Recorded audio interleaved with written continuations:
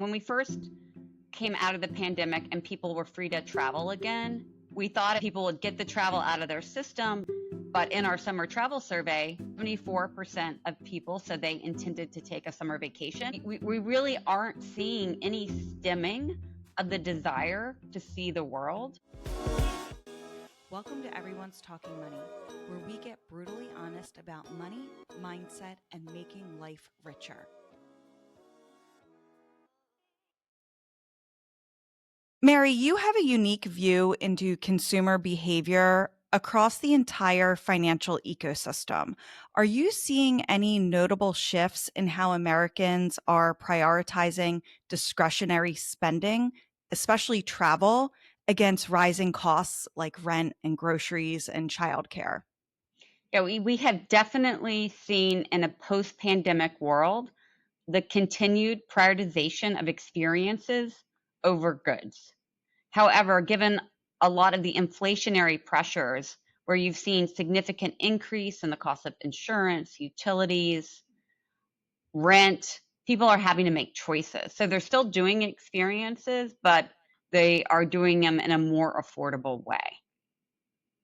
And what are the experiences? Is it travel? Is it concerts, sporting events? What are the experiences? Really, all of the above. In fact, in our B of A summer travel survey, we found that almost 50% of the people that we surveyed had traveled out of state for a concert or a live sporting event.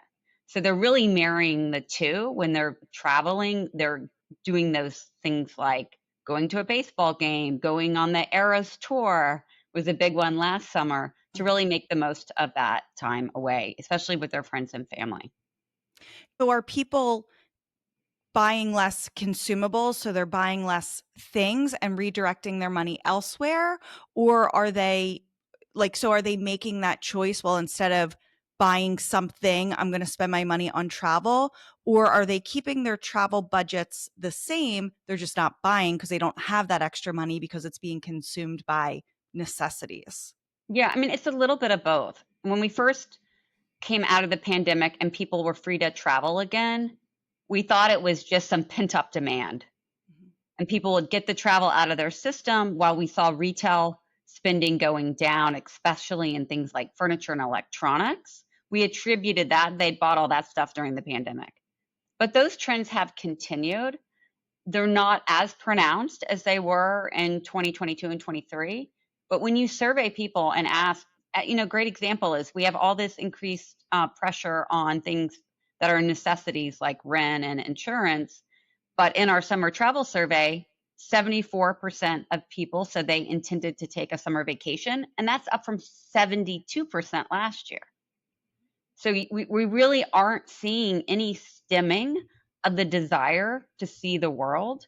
However, there's likelihood that you'll do it in a more affordable way by, one of the things that we found is 63% of people intend to take a road trip instead of a flight. Travel's actually down when you look at across our Bank of America consumers' debit and credit spend, it's down almost 10% year over year.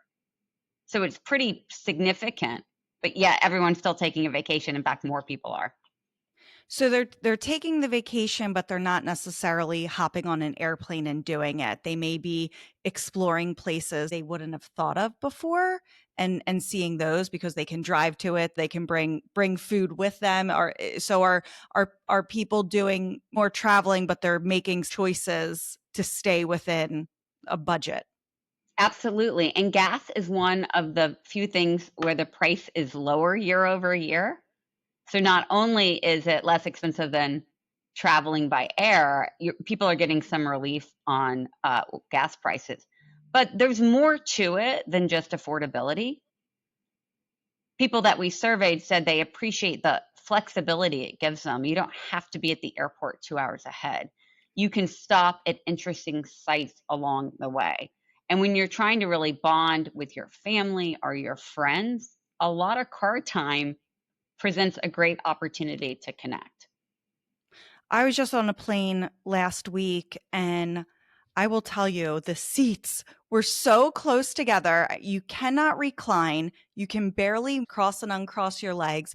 it was so uncomfortable that being in the car for 8 hours instead of that short hour and a half plane ride would probably be more comfortable and more enjoyable. Yeah, and maybe the same amount of time Right. because you have to get to the airport so early, and then you might face a delay.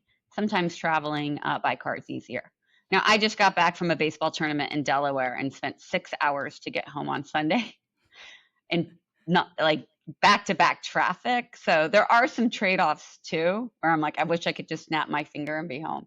Yeah, that is true. Yes, the traffic is definitely does put a not so fun element to being in your car.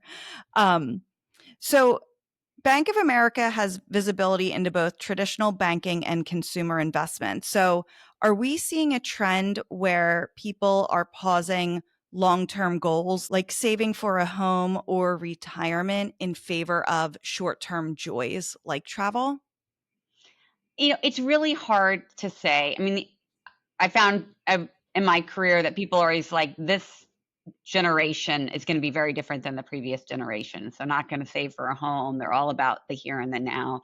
But people grow up. And what we're seeing is overall, even when you adjust for inflation, that people have more in their accounts than they did in 2019. So, what is so interesting is we're just seeing a very resilient, responsible consumer. When things like groceries and rent and utilities go up in price, they adjust their travel plans, their retail purchases, and things that are truly discretionary, but they're not spending all of the money they have in their accounts. So that, indicates that they are contributing to their future as well as the enjoying the here and now.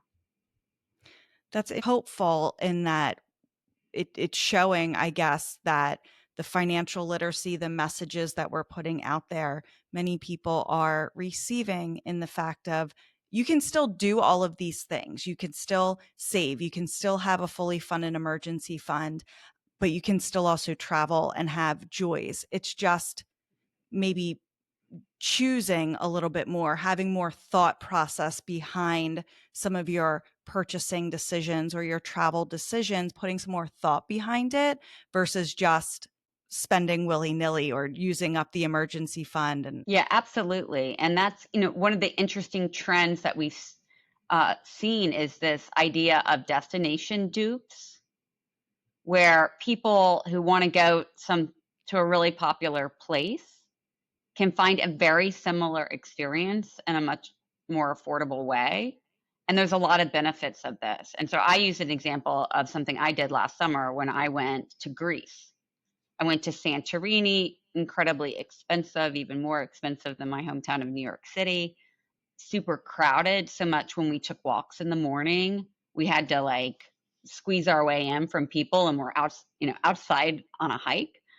And then we went to Paros, which was a fraction of the cost, got a much nicer hotel, and wasn't crowded at all, but still was an authentic Greek experience. So this idea of a destination dupe, 92% of the people we surveyed said they'd be open to it. And in addition to being more affordable, you avoid those crowds. And I'm sure you've seen the headlines about places like Barcelona and Venice, where the locals are frustrated by the number of tourists. So it's just not a very welcoming experience. So you avoid that, but then you also have something unique to share on social media because not everyone has had that experience. And for younger generations like Gen X and Gen Z, like they just love that opportunity to do something that no one else has done. So you get that credibility. I was going to say, how much does social media play into that? Because obviously, social media shines a spotlight on tourist attractions, destinations, and the more people become aware of it and go there. But then you find these tiny towns that aren't necessarily destinations because you don't see them blasted all over social media. And then it starts, you start to show it off on social media. It's like, oh, look, I'm this world traveler. I found this adorable little town at a fraction of the cost. And then it kind of brings more attention to it, but it'll take time before it'll get to Santorini prices and crowds. Absolutely. when I was in Paros, people said, our concern is we're going to be Mykonos and Santorini in 3 years. So when the word gets out, people go. But as long as you're going before everyone else does, then you feel like you have something unique to share. It really is a double-edged sword for those towns because it brings in money, it brings in revenue, the tourism, but then it gets to a point where it's like, all right, this is too much now. Go. We don't want the tourists. So that's got to be tough Yeah. for And some of you those bring up towns. an interesting point. I share this prioritization of experience just hasn't gone down. And it may actually be social media as a driver because people are always, and I see it with my children, our millennials, is they're wanting to share what they're doing. So you have to be doing something. You're not going to take a picture of your fire pit. So I think that is probably another motivation for this whole prioritization of travel. What about staycations? That became a thing during COVID, staying home. People weren't necessarily comfortable with traveling, finding things in your town, obviously a more affordable way to enjoy some days off. Do you still see staycations being a thing, or is it just finding these other more remote or dupe locations to travel We, to? yeah, staycations did not pop in our survey. However, focus on entertainment did, which is often in your hometown. So while almost half the people travel to attend a live event, the other half are doing it locally. And probably those who are traveling do it locally and outside of the place. So whether it's an amusement park, a live concert, a sporting event, all those experiences are continued to be things that people do locally. You mentioned in the beginning of our conversation the Eras Tour. So we've seen Beyonce, Taylor Swift, the Super Bowl, even the NBA Finals turn into a full-blown travel event. Are these high-profile cultural movements shifting why or how people travel? And are we planning our travel around these events? Yeah, I mean, definitely the Eras Tour was a travel event for many people. You could often fly. I mean, this is what was driving international travel. We actually saw in our data when the Eras Tour was in a European location, spend lifts of upwards of 20% versus the previous year. So certainly people were making those decisions because the tickets were cheaper there for a variety of reasons, and you plan a trip around it, and then you have that memory. But I think more and more, as there's opportunities, whether it's the finals or a concert, is it creates a lifelong memory. So for those who have the money, they love to have that experience, but those are really, really expensive. So it's not for the masses. That tends to skew older with children who have just more affluence. Uh, but there's other ways to do that type of stuff in a more affordable way. And I feel like that traveling for an event like a concert, that's now common. And the Eras Tour really made that just like a common thought. I was looking at concert tickets to take my daughters to a concert and in my town, and unfortunately I missed the original release of the tickets. And now I'm looking at these tickets and they're $400 and $500 a piece. And I'm like, no way. They're resale tickets and all. So no way. That doesn't make sense. So, but then I looked at, oh, well, let me pick a random city, Columbus, Ohio. And the tickets were a fraction of the cost. And then I looked up flights and I'm like, the flight and the ticket is still less expensive than what I would have paid for something 5 miles down the road from my house. Then I'm like, okay, well, I can use points for my hotel room. And I'm like, how is but I think 5 years ago, that thought of, well, I'm going to go fly and see a concert wouldn't it have even crossed my mind. And now it's becoming a serious consideration for me. Yeah, well, and in our survey, so almost 50% had traveled out of town for a live event, and a third said they were going to spend even more on live events in 2025. So I don't think that trend is going anywhere.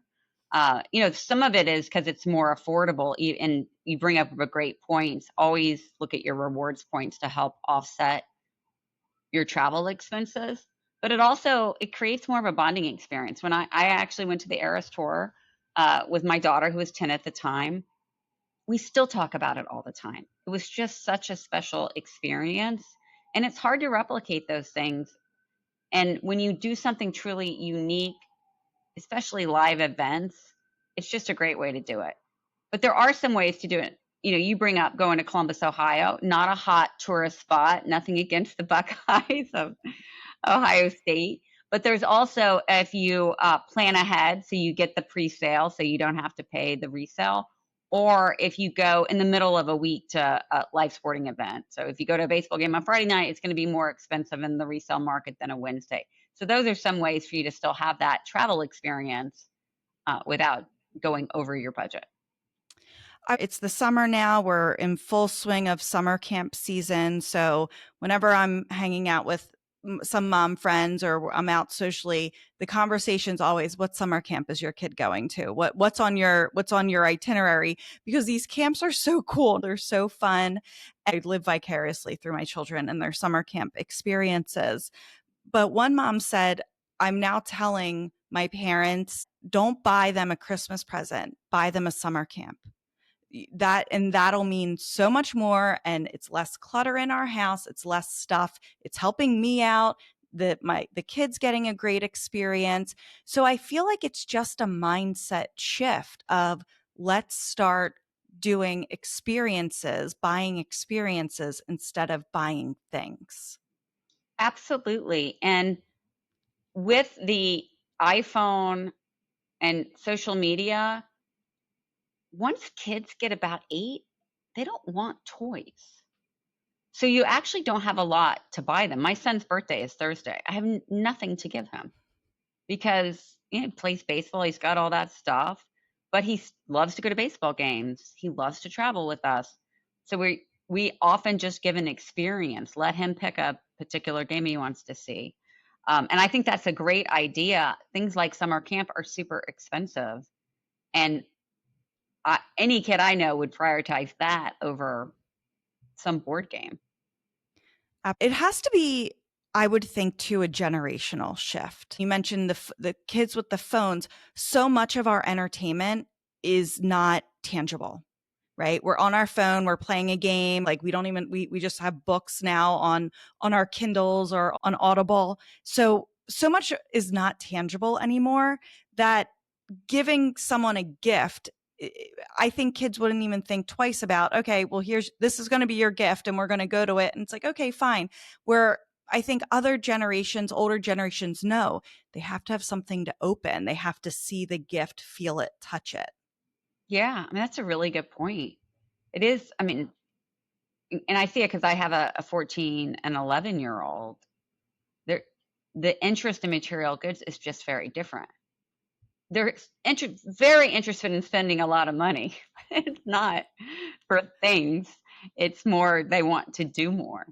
Like my kids wanted to go to the next playoffs game. I'm like, absolutely not. The tickets were $2,000 a piece.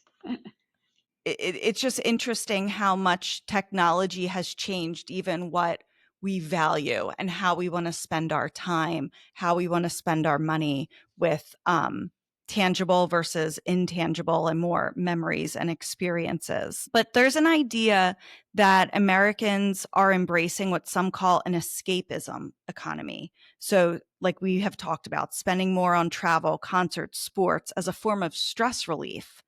Are you seeing data that supports this?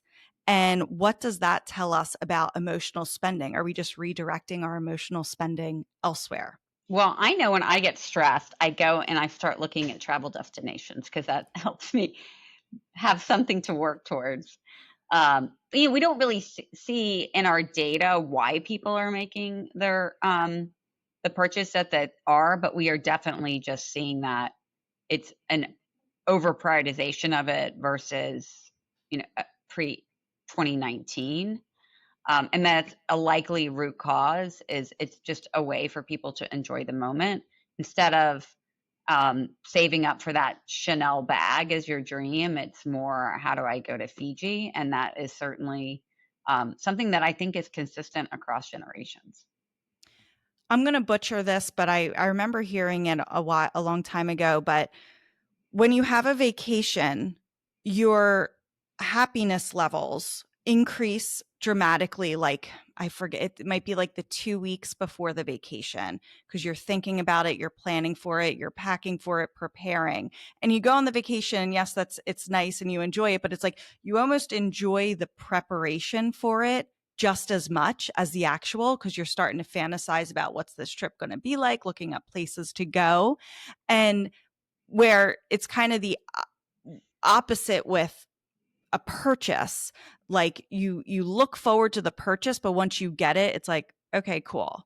It's so, but looking forward to the trip almost provides more emotional happiness. Yeah, and that's really interesting. And it even creates an opportunity for the group you're going on the trip with to connect in the planning. Where do we want to go? What excursions do we want to take? I even love to look at menus. So I'm like, we're going to eat here this night, and this is what I'm going to order.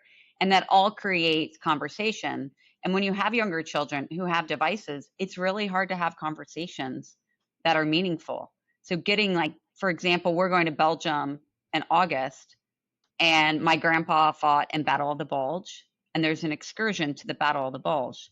So I'm explaining this to my son and having him look at the trip. Would you be interested in it? And this is Bob was taken prisoner and all these things that we wouldn't otherwise have anything to talk about, because anything I ask him, and I don't know if you have a boy, but his answer is good. So you got to kind of like pull it out, and planning for travel is a great way to do it. And then I always build a book afterwards with all my digital photos. And then I actually old school get it printed out. And we go through them a lot as a family, and it helps you reflect on those amazing memories.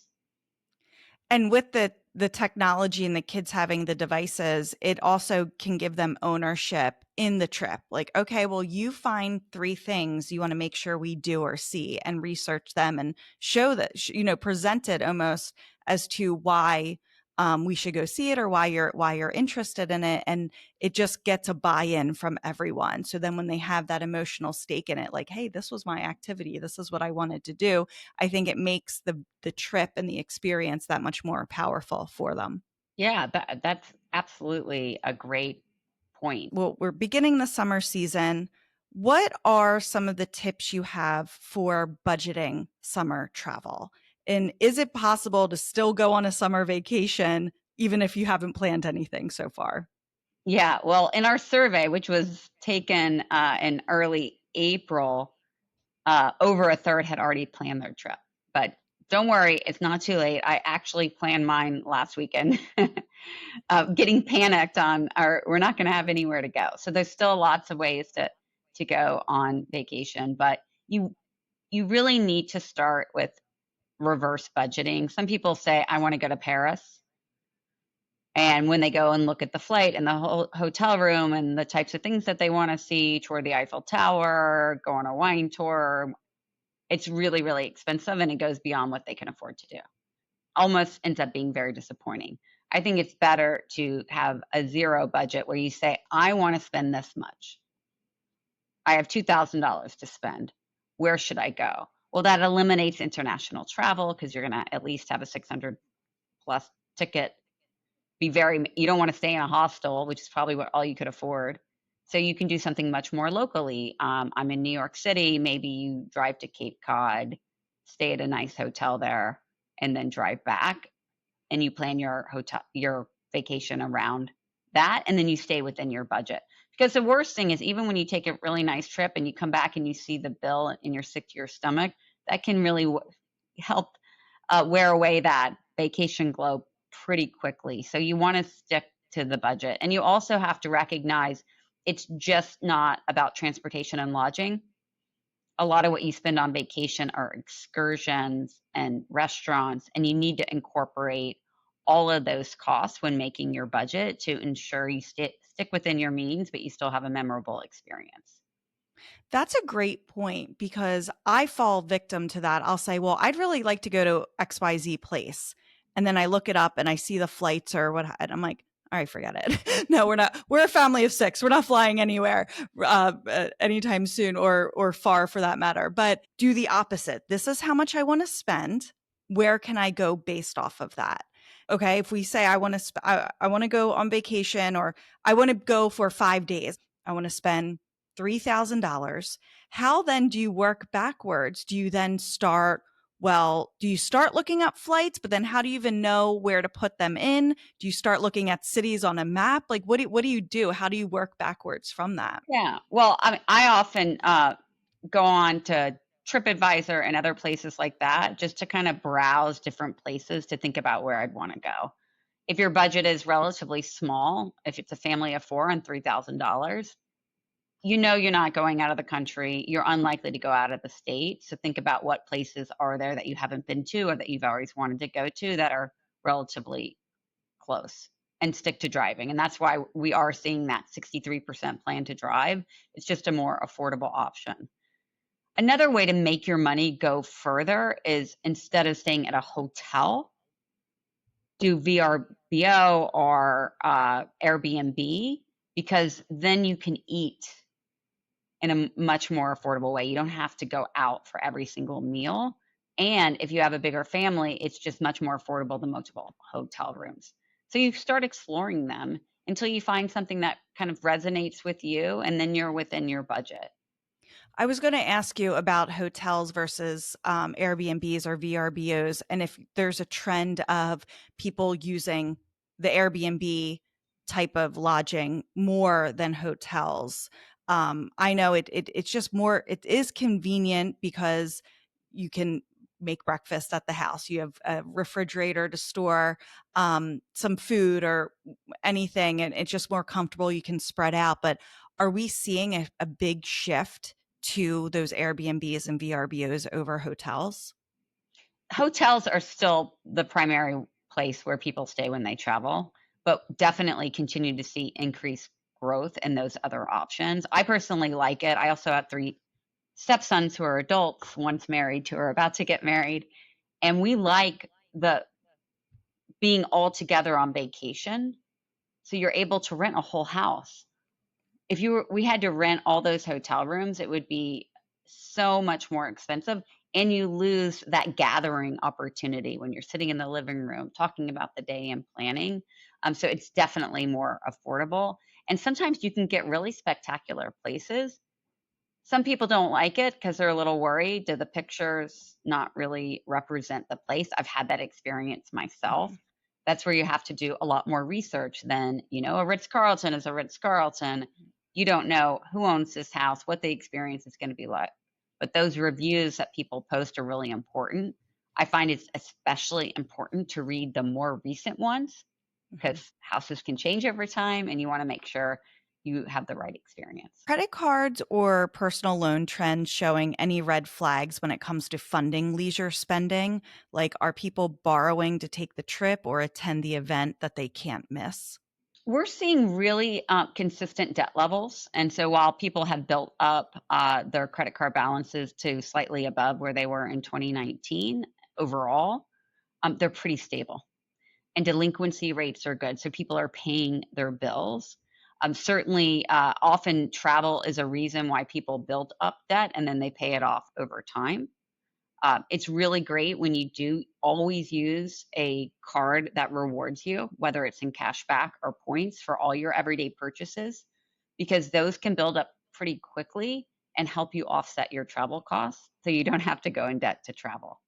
Now, I use the Bank of America customized cash rewards card where you get an incremental earn 3% in the category of your choice.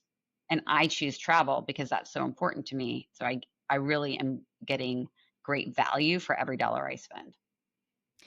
Did your research find that people save in advance for their travel, or do they kind of just pay as they go?